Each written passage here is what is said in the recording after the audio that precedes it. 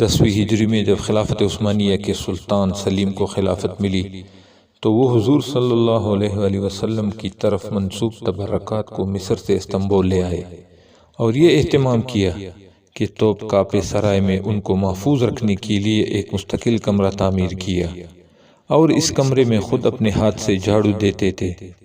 اس کے علاوہ اس کمرے میں انہوں نے حفاظ قرآن کو مقرر کیا کہ وہ 24 گھنٹے یہاں تلاوت کرتے رہے۔ حفاظ کی ڈیوٹیاں مقرر تھی اور ایک جماعت کا وقت ختم ہونے سے پہلے دوسری جماعت آ کر تلاوت شروع کر دیتی تھی۔ اس طرح یہ سلسلہ بعد کے خلفاء نے بھی جاری رکھا۔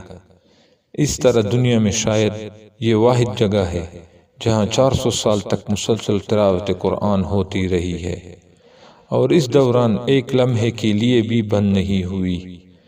خلافت کے خاتمے کے بعد یہ مبارک سلسلہ بھی موقوف ہو گیا۔